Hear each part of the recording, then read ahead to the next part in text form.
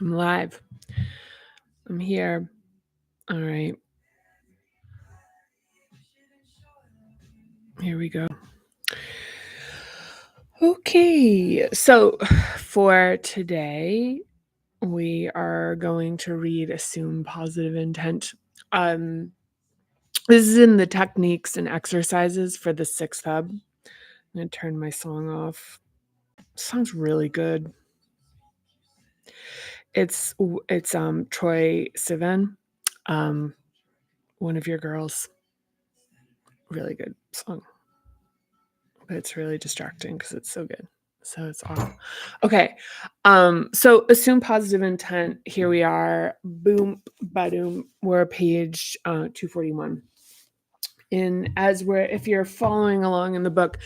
So okay, so assuming positive intent, I'm gonna just kind of like ride in hard here. It's interesting that this is on page 241 because a lot of the framing here for TPM is in Parinama for Beginners. And it's interesting because when Parinama for Beginners, when I sort of like courted and developed that into existence, the 4-week, like 4 classes over 4 weeks, which are kind of like setting the stage for Parinama, about like how to create a practice and what are some of the like primary tenets. One of the things that's like really central, if not like this kind of ultimate pillar here, is this notion of being on your own side. And the more and more that I've gotten into this, and the deeper I've gone into this, and the more I have seen what happens with people who are practicing this, is seeing that this is actually, um, like I used to say, like, listen, if you could completely, accept yourself, you'd save yourself, like the hassle of reading and doing the book. But there's something, it's kind of like, I feel like that notion of like a complete self-acceptance is one of, it's like kind of people are familiar with. What might not be as familiar is the idea of having your own back and being on your side and seeing positive intent. So, the assuming positive intent, here, now that we're at page 241, is, I mean, it's fine where it is. What are you gonna do? But that this is a really core, like this is really core to everything that we're doing here, which is to, instead of having a narrative that is like, and this is like a really Parinama for Beginners thing, which is like really identifying that there's this narrative of like that is accompanied with shame, for one, which is like, if people really knew who I was, then, oh my, that would change everything. Because at the heart, I have all these like, I'm a dark, simmering pool of wickedness, or I've done things that are terrible, or, like which everybody has, by the way. But the thing is to seek to understand, to really like to at the like heart of like our relationship with ourself, is to see ourselves as good and see ourselves as, to understand the reasons for actions, to understand, our own fallibility with compassion. But the thing is like to assume positive intent as like a completely like potentially life altering, um perspective shift. Because the thing is, I've a hair, it's like right here in my eye. Because the thing is here is that even, okay, actually, I'll give it an example. So somebody that I was working with had come to me and they told a story, and I hope if the person who this is, I don't know if they'll watch this.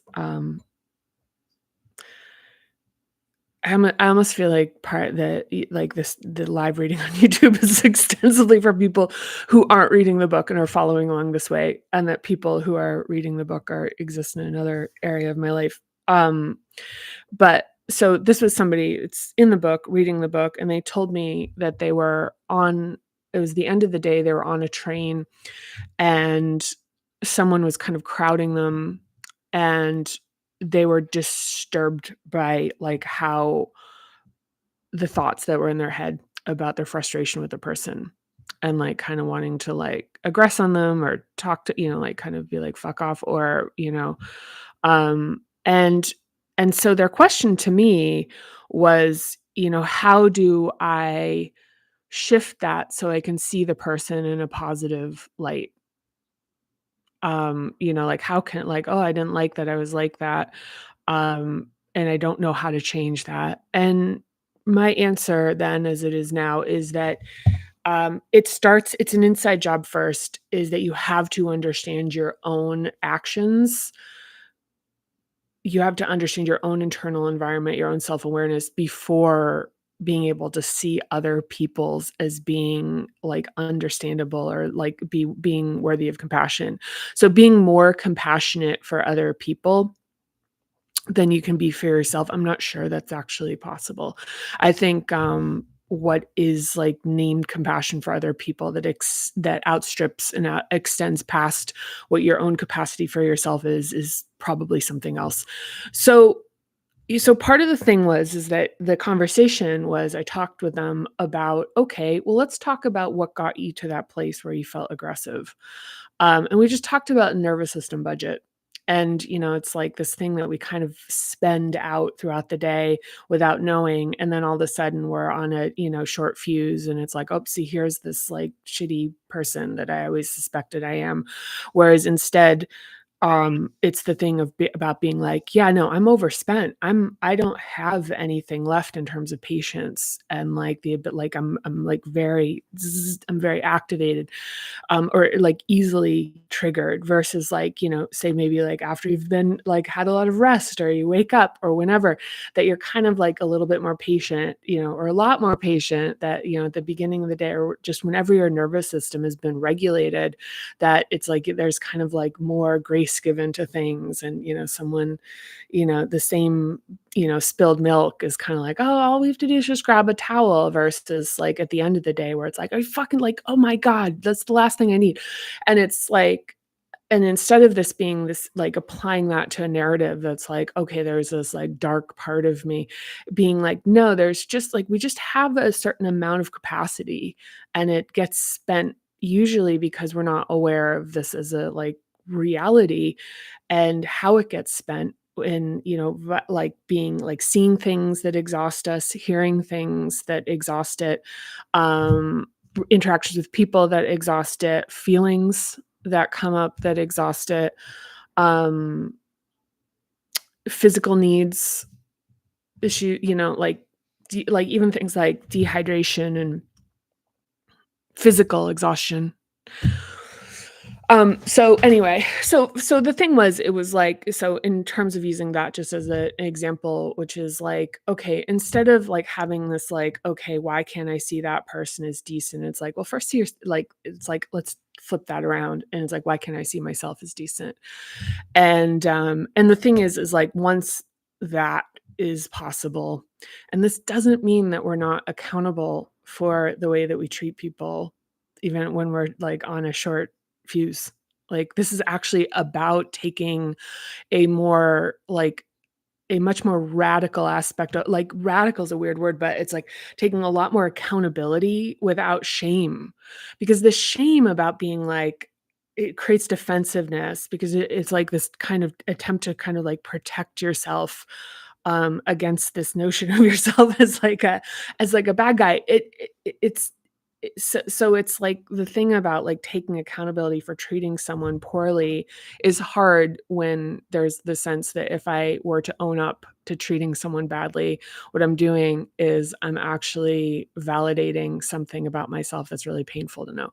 So it's like, so this thing about assuming positive intent and being able to understand the nervous system budget is that it's like, oh, that's what that is. And it's a lot in that in it's a lot easier at that place to go, "Oh, that's what's happening right now."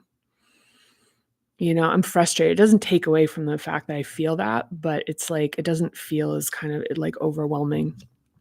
So, assuming positive intent, central to Parinama method. And I don't know how I wrote about this um, here because this was a while ago. We'll see. But the thing about the assumption of positive intent is that it's the inner positive intent first is to understand um, our own internal situation. I mean, this is like this kind of is like this goes deep as far as the like out there first before the inside, which is all the stuff of like how do I the oxygen mask thing is the oxygen mask thing. You think about that, it's like that's not even like really a thing anymore, and it's because it's such an important notion that it's still used, but there's just not, like, more examples of that like, of that notion. So it just keeps being, like, pulled because it's important, and it's like, okay, like, how do you describe this thing that's like, help yourself first before you can help other people. And this very practical thing of like, you're going to need oxygen before you can actually help other people to like be able to get oxygen. It's like, it's like, that's the only, I don't know. Please fill me in if you know other, like, whatever it's called, like vignettes, little examples. But it's like, people with oxygen and so this is for the intent of positivity and also just yeah, I don't know, there's some deeper, implications there, but I won't get into here. So I'm gonna read, let's see what happens here, what's revealed. Okay, assume positive intent. So, we create the world we live in through our perception, but if we allow our early programming to shape our lives without evaluation, the scope of our experience can get contracted, limited, and unpleasant. Doesn't need to. Okay, what's she getting at? So, when we reflexively assume people have bad intentions, a lot of work goes into shifting to a neutral perspective or disguising disdain. Okay, that tracks. Okay, also, there's a significant risk for encouraging defensiveness or even escalation when the starting point of an interaction is negative. So, notice whether you reflexively assume positive or negative intent in other people's actions. This is like a huge thing for the Tangle, which is that it's like the notion of like what reality is to be like, yeah, no, that's just how things are. And it's like, no, that's actually that's perception.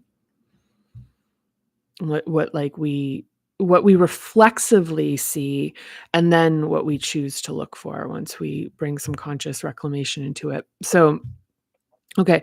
Try to assume that people do things for reasons that support their needs that are very similar to yours, yet also different. It's the cognitive bias of fundamental attribution error that assumes other people are thoughtless or inconsiderate, yet justifies and excuses the same behavior as reasonable for ourselves. So, assuming positive intent is knowing that people have their reasons when they don't show up at their full capacity. Yeah, I'm gonna repeat that. That's assuming positive intent is knowing that people have reasons when they don't show up at their full capacity. And it's interesting because even like seeing here, it's like this is talking about other people versus like I would actually say like no for yourself. For yourself. Like the shame, like people being like ashamed, like, oh my God, I did it's like, yeah, well, maybe you're distracted. Like to be on your side. Not even about her, like the kind of like the big things, the big meanie things, that listen, we're all capable of. It's just even the little things to be like, oh, it's because I'm tired. It's like, well, you shouldn't have stayed up. It's like, stop it. Like, yeah. You shouldn't have stayed up watching Netflix. And then it's like, well, maybe the day yeah, if you keep tracing the root, it's kinda like, yeah, I'm a human being and, like, I'm kinda, like, working stuff out here. And I do, and I have faith in my inherent goodness. So instead of knowing the reasons, consider that people are dealing with factors that they may not be able to articulate, such as personal stressors, traumas, or circumstances disrupting their lives. Yeah, okay, this is very Parinama, as far as talking about, um, this comes a lot from having been, a boss, which is knowing that the things that were holding people back oftentimes were things that were beyond their capability to even, like, understand themselves in their own self-awareness journey. And so that's a tough one, right? And so that, I think, is something that's to do with leadership, which is, like, to what extent, But also, like, I'll flip it again, which is, like, instead of knowing the reasons, consider that you are dealing with factors that you may not be able to articulate, such as your personal stressors, traumas, or circumstances disrupting your life. This is something I will say that really, like, flipping that for me really resonates because right now, as I'm in, like, really immersed in a sixth hub practice, is that it's been pretty disruptive for me. And I'm seeing things that have, like, the deeper roots of things that have shaped my behaviors and my beliefs and even yeah, my behaviors and my beliefs, and seeing that even, thinking like, "Wow, I'm really self-aware," to be like, "Oh, there's more layers to it. There's more finding more layers in that." So even, like, having understandings of the origins of certain patterns, like finding them. So that's one of the things about this process for me in doing the sixth hub and with, like, the dreams and the work here, has been seeing that. And for the first time, you know? So there's that. So this doesn't mean that you lower your standards or your healthy boundaries. You can see the good in people and still have them not meet your standards. You just don't need to add insult to injury by judging people as they struggle. For example, if people never learn time management, it doesn't mean they're assholes. Also, they may be acting like one, although they may be acting one in a particular instance. Still, you can decide they're not respecting you and draw a boundary without holistically assessing them to be a terrible person. Most people are trying their best, and a healthy boundary in the sixth hub sees this while maintaining a level of distance that best supports you.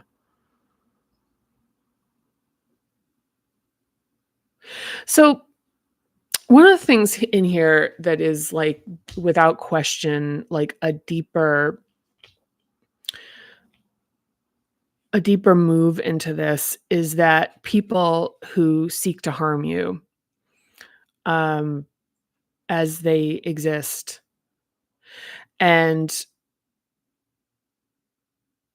so this is one of the things about, like, assuming positive intent is that if you have someone who is aggressing on you, is that it's not, like, the thing about assuming positive intent, for me, for whatever it's worth. Oh my god, this hair. This is, like, really ridiculous. Okay. Is that it's not your responsibility to extract their humanity. However, if we do not look at someone and see the inherent humanity and to some extent understand the factors that have distorted it, that the thing that happens is we begin our own process of dehumanization, which is, like, the beginning of this, like, cycle of trauma. This is very like, this is a very hard, like, this is something to talk about where it's like, well, easier said than done, right? this is like literally an easier said than done. But I think one of the things is like one of the most revolutionary things to do to um with someone causing harm is to and like to a certain extent to neutralize them. However, there are things that are honestly beyond my comprehension that have to do with systemic, you know, systemic like violence and oppression. And I think one of the things about that is, and this is just going to be a hot take on this right now. I don't really know if this stands, but it's kind of like, so to what extent in one's own life to see one's own humanity in a situation and be actively adjusting that versus like seeing things theoretically and thinking about how other people should be shifting what they're doing versus looking inward and seeing, my own complicity, seeing my own involvement in a system, seeing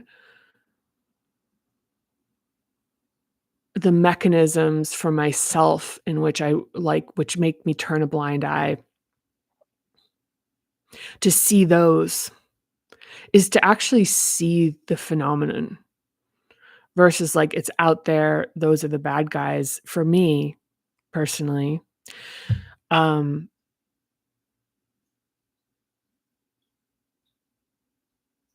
and this goes back to accountability, which is,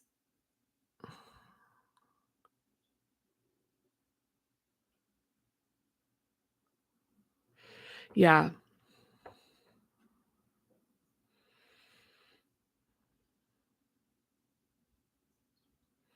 I mean, there's like a complexity in this that,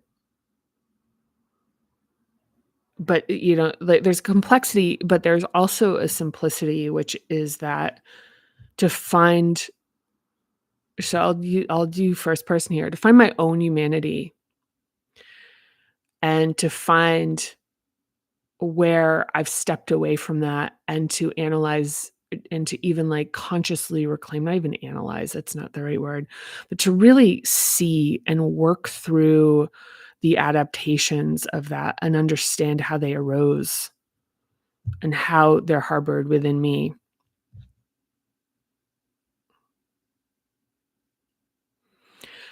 And from there being in a place of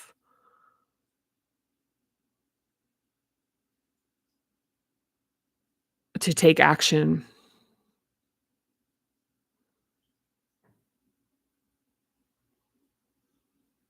Right, yeah, because I think part of that also is that the thing about depersonalizing things in this very weird way and becoming very reflexive and emotional is like how dehumanization happens. So to not personally say, oh, these are the societal factors that make me afraid to speak up. These are the societal factors that make me afraid to be fully myself. Um, To not see those is to turn something into sort of this, like, amorphous blob of dehumanization instead of seeing it, and this goes back to the train example, which is instead of, like, this out there thing is, like, seeing the inside and creating more humanity in a horrible situation. And it's horrible because it's like, it's hard, difficult still, but easier to think it's happening outside there. But the helplessness of that, of feeling like that is a phenomenon that's happening in the world and those are bad people versus connecting with the functions that create these phenomenons and feeling them within oneself so that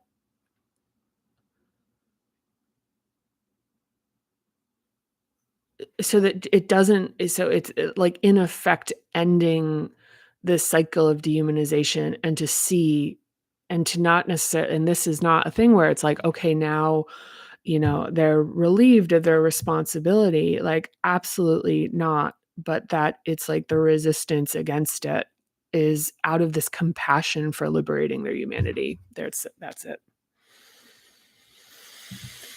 Mm. Which is literally a tall order if you are, so this is, like, where this is kinda like, "Okay, well, like, what the fuck?" Um, if you are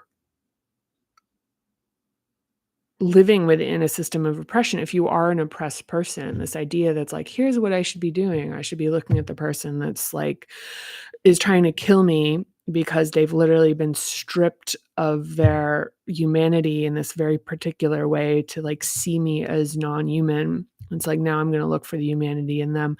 No, there's the first layer, which is the physical protection.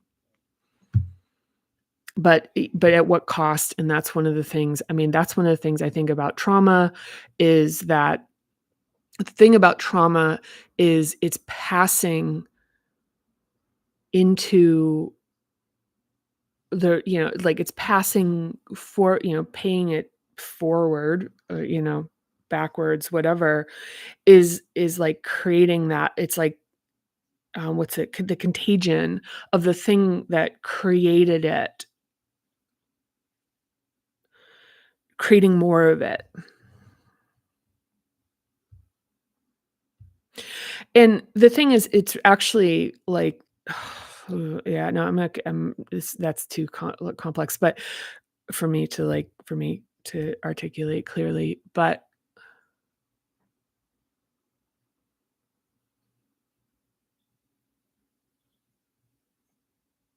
yeah. Yeah, I mean, I guess the call out here would be, like, more that if you are in a position to be able to have the space for this type of reconciliation, it's a call out for that. It's like, and it's kind of like, here, I'm trying to, like the thing about, like, self-help and trying to ascend, um, if you have that, this is the place to find this part of our humanity that's just, like, extraordinary. Painful to see, painful to excavate, but, like, it's a liberation.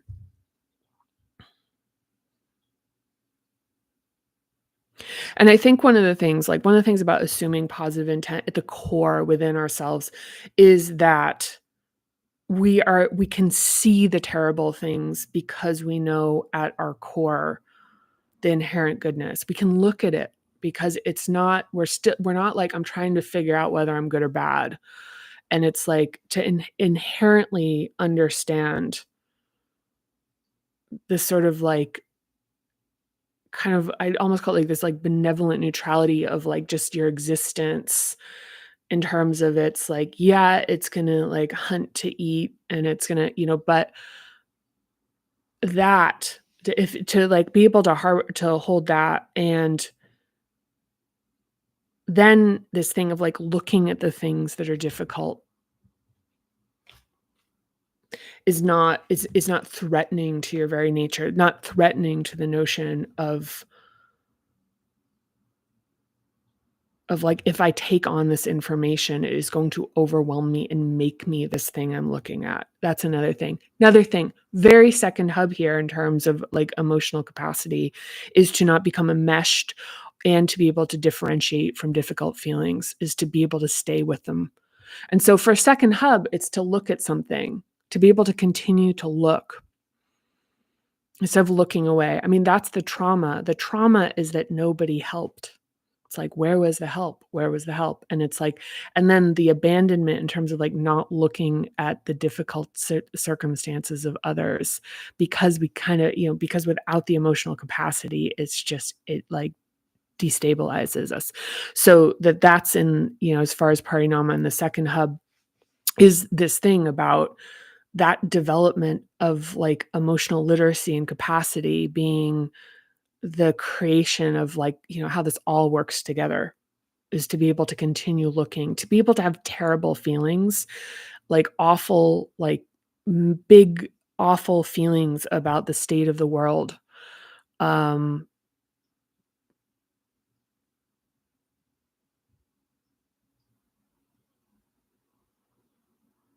yeah. And to be able to just stay with it and like allow it to kind of reveal itself. This thing where it's like, look away, don't, give yourself a mental health break. No, the mental health is growing the capacity. The mental health is growing the capacity to be able to have the feelings. It's a real tool to make it that people can't handle big feelings, and then they get kind of like completely constantly inundated with things that overwhelm them, so they just look away. So it's like there are forces in this world that take full advantage of that. So, if we feel safe within ourselves, every interaction won't need to be about gaining or losing the yardage of respect. There it is. A regulated nervous system can handle bad behavior without taking it personally.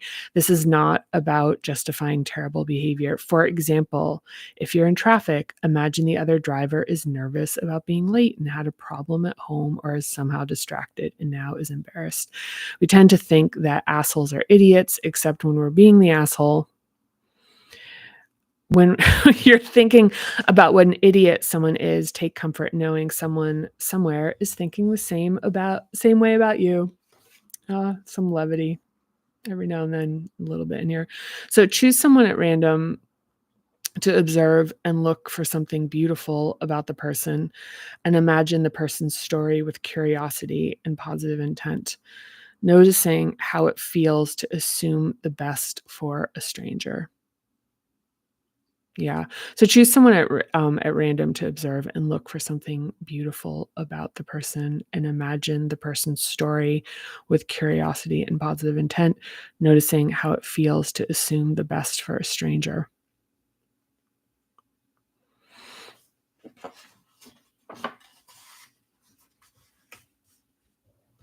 So,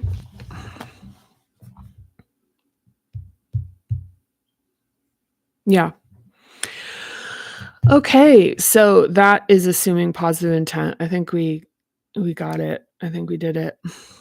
Yeah, once again, I welcome any comments or thoughts, and yeah, any interaction is really appreciated.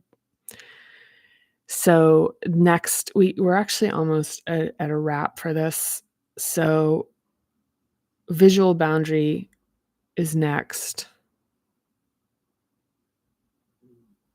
It's a good one. So it's a good one. And then we do the charge and discharge. So it's like light and like physical stuff, and then accordion and brow release. It's interesting that I don't have a lot with like eye movement in here. I think it's because it's so powerful. Some of the stuff that I chose not to add in here was like had a lot of like intensity. So there's that. Okay. So that's it. That's it for today. Um Visual boundary is it's interesting. I think the thing for me that's interesting is that in my process, my personal 6 hub process as we're reading this, it has been, this visual boundary thing, and this as it's written is actually more about people looking at you and that being an invasion, I think.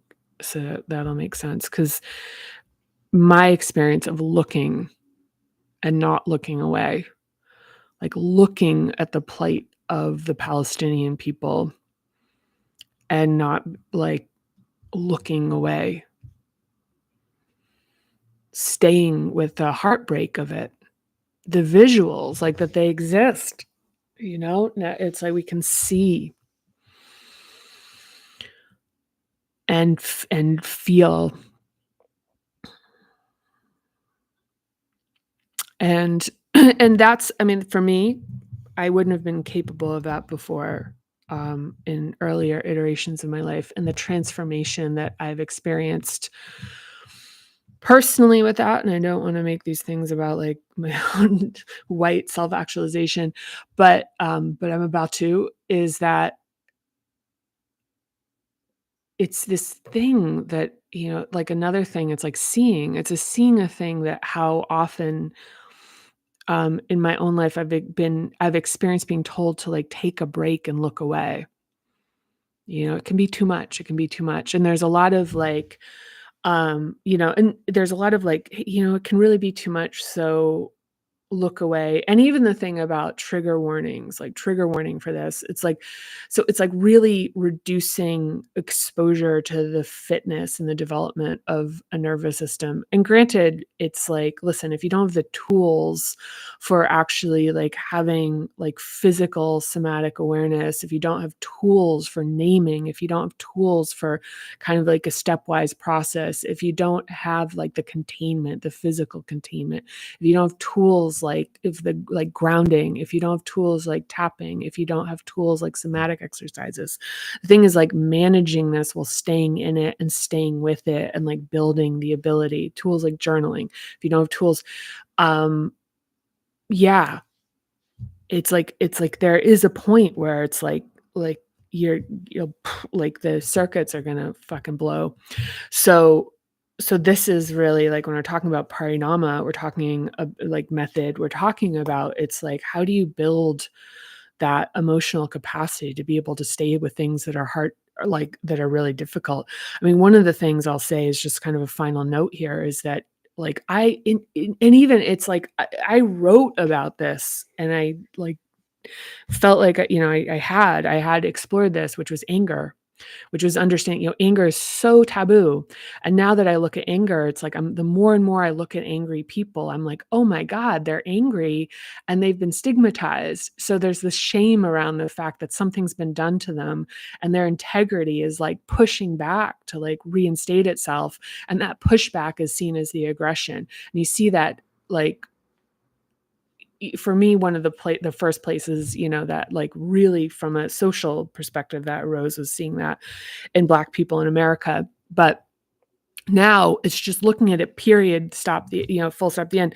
I mean, even, so it was like Black people in America and then family dynamics where it's kind of like, like one of the like think about siblings like in the back of a car on a trip, and it's like your sibling is like poke, poke, poke, poke, poke, poke, poke, and you finally lose your shit and like and retaliate, and you're the one who gets punished. That's like kind of you want to talk about like oxygen mask-ish stuff is like that's something that's like really relatable, which is like, no, they were the one who initiated it. And it's like that kind of thing. So the thing with anger, that's the function of anger. But for me, one of the things that I would say also is part of like a sixth hub practice is now the more seeing that and even re-looking back and thinking that folks that I saw as like angry in a way, it's like, that's not great. I'm like, oh my God.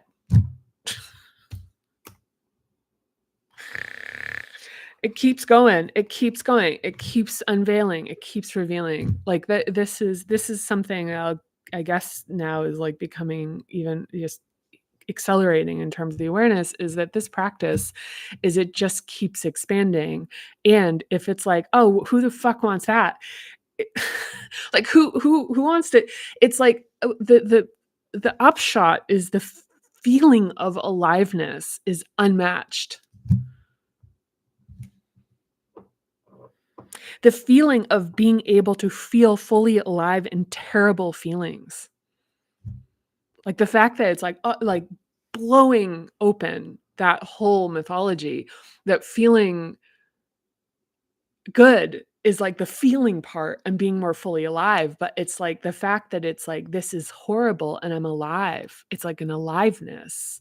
And it feels like shit. It's literally like, I'm not saying it's like, oh my God, there's like ecstasy in agony and grief and sorrow and great sadness. I'm just saying that it's like there's a quality of aliveness that exists as a like it just exists. And like I think, the gates of like fear and shame and all these other things that like hold it and sort of name it and turn it into these things. It's like there's a feeling of aliveness. So it's like that's the payoff. If you're into that kind of thing. If you're into, yeah, you know. So Yeah, and there's also and also I would say the other payoff is it's like, "Okay, why am I gonna do this?" It's like the power the power in, like, of in terms of, like, the connection and the creation in life that is accessed, that is always there. It's just walled off. Like, you have it. You have it. You have it. This is literally about, like like, an analogy I would use almost like a window, a dirty window, and you're like, "Okay, I'm gonna clean the window." So the first cleaning is that you're like, you get a little of the dirt off. Next cleaning, more dirt off, more then all of a sudden it's a clean window. Well, not all of a sudden, like, eventually, it's a clean window, and you're looking out. Now you're kinda like, "You know what? I actually want, like, the air, and I want the smells, and I wanna actually be" so you take the window out. There's no window. And then it's like, "You know what? Actually, it's" and then you take the wall out. And there it's like the levels of clarity. It's like each, breakthrough is like, "Oh my god, look, there's so much more light. Oh my god, there's so much more light." Now it's like, "Oh my gosh, there's air. There's like I can hear the sounds better." And it's just like so this process is like is like an analogy for it is this constant opening and expansion. And so once again, if you're into that kind of thing, like go for it. It's really painful though. It's really painful because it's kinda like the thing it's like, well, the window is, like, blah, blah, blah, and I get it. I get it. I'm not like it's not like I've anyway, I'm not gonna talk about myself on this. But anyway, we did it. We did it. We did it. We did it. We made it. We made it. We're at page 242, and, so we only have like 2 pages, like a page and a half actually left here in the 6th hub. And honestly, this has been another hub of extraordinary for processing this, of just like extraordinary. It's like, wow. And the 7th hub, which I've been looking forward to, awaits, and that is about understanding and thinking. And that is it's potent and it's great because I will say that, with a platform, I love my TikTok. Love my TikTok. Um, there's just the thing that's happening with information is that there's this kind of like aspect of democratization of it, where there's voices and there's that are coming through, and they're really getting traction, and it's expanding. It's like you can see in the comments, it's like people are just like breaking open. Um, so yeah, when we get into the 7th hub, because, like, all of this that we're gonna 7th hub, is it 7th? Yeah, 10th chapter, 7th hub. Yeah, it's really what a book, right? Um But yeah, like we've got that going. I'm gonna listen to my song again. So I'm just telling okay, this song, it's called One of the Girls by Troye Sivan.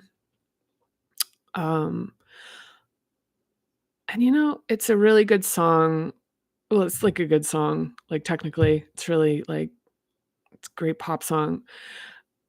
But it really is about the fact that, the thing is like other people like the contagion of the concealment of our authenticity, you know? Specifically in this case, it's like a gay man who is hooking up with men who are like, like straight, outwardly straight, and like dealing with the shame of that. And you just look at that. It's like that can like, but the song is a bop. Get down with it. So yeah. Oh, it's so good. Get it, get it, get it. Okay.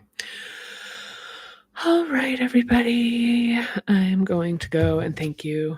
Thank you. And I can't wait to see you next time. I appreciate you coming along. And yeah, again, any comments get answered any interaction is appreciated, but just watching alone is really wonderful. So thank you. Thank you. Love you. See you next time.